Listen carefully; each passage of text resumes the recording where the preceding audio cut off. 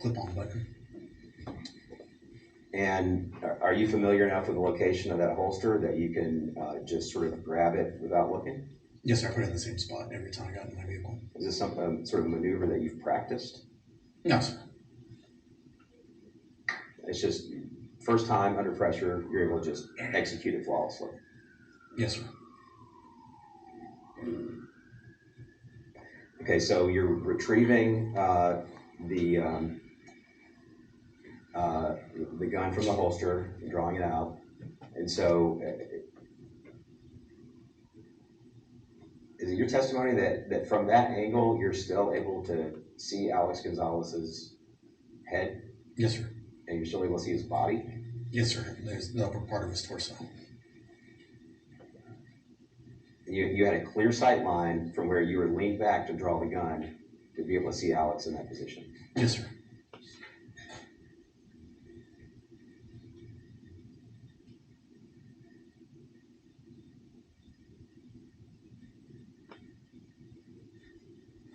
Okay, so did your body continue, as you said, you're sort of leaning back, so the direction that you're going, did your body ever pull back in the other direction towards the red car at any point? Not that I recall or that I can confirm that I did or didn't, because I don't know. And you said that you were aiming at Alex when you fired the first shot, is that right? Yes, sir. Do you recall what part of his body you were aiming at? So, center mass, the upper part of his torso, because it's the largest target on him at the time.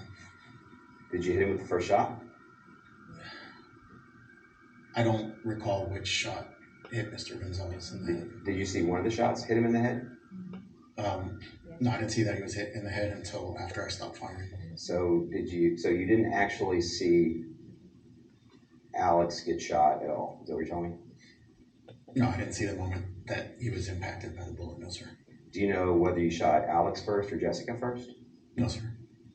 Do you know how many times you shot Alex? No, sir.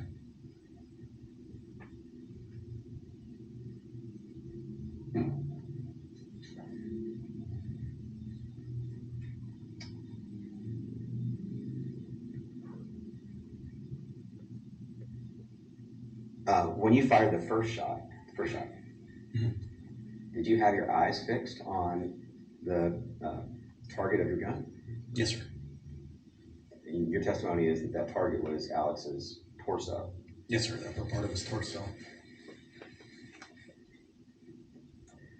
And after the first shot, we all know there was sort of a barrage of shots right there, but after the first shot, did you continue to fall backwards?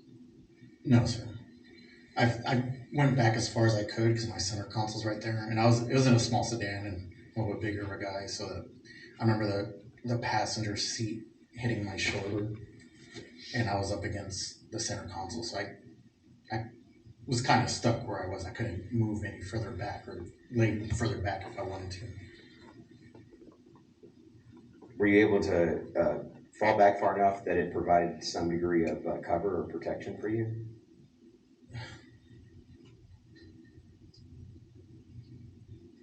I feel like since I could see him, that he was still able to keep me in his sights as well. So what about after the first shot? Did you continue to have your eyes fixed upon the target of your gun? Yes, sir. And so what were you looking at after that first shot? Mr. Gonzalez still. Just the upper part of his torso still. And did you continue to look at Alex and his upper torso as you fired all of the shots in your magazine? Yes, sir. But somehow, as you kept your eyes fixed on Alex and fired a number of shots in succession, you somehow managed to hit Jessica 3 times? I don't know how many times I hit her, sir. You know you hit her. After the fact, yes, sir, I learned that I hit her. Even though you just testified that your eyes stayed.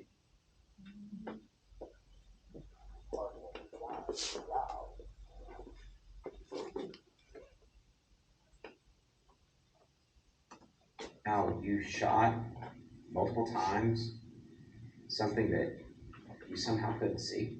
Yes, sir. Do you have any explanation for that? Firearms have recoil, and it could have been as the firearm was recoiling that the next shot went off. That's the only explanation that I can think of. Do you think it's also possible that your eyes just weren't accurately perceiving events at the time? No, sir. Not possible. No, sir.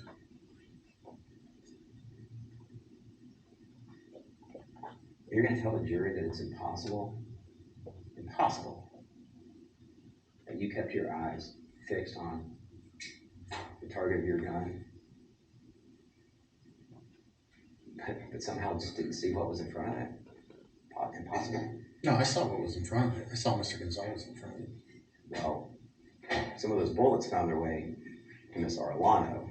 I understand that. So at some point in time, she was in front of that gun, wasn't she? Apparently.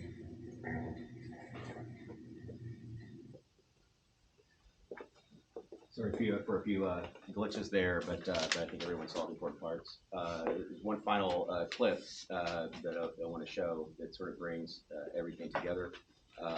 This clip that you're going to see, just to appreciate things, it's got occurred pretty late at night. This is a 10-hour deposition. We started at 10 o'clock in the morning. I think we finished about 11:45 at night, 10 hours on the record. So we're getting pretty late in the evening. Just prior to this, Mr. Gutierrez, Officer Gutierrez, had been questioned about his enthusiasm for playing the video game Call of Duty. In particular, we asked him about his familiarity with a phrase that people who play that game sometimes use. This phrase in games is called spray and pray. The technique in video games where people sort of spray gunfire with reckless abandon because a friendly fire mode is turned off on the video game. So that's the way in which Officer Gutierrez tends to play Call of Duty, and he was familiar with the phrase, and so that's the sort of context for the last clip that I'm going to play.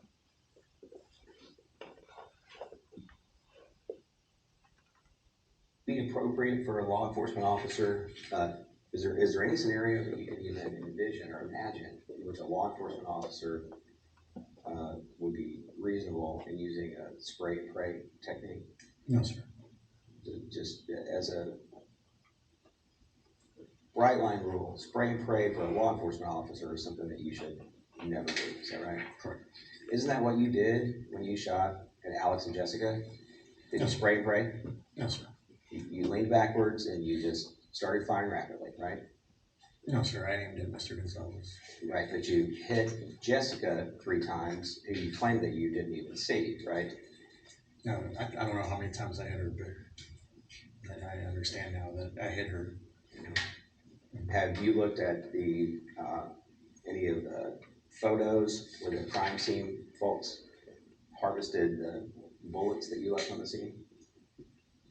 No, sir. So you haven't seen the spray pattern that you left there? No, sir. What would you call that tactic that you used to your maneuver where you fell backwards and you grabbed your gun? Do you have a name for it besides spray and pray? Is it called something else?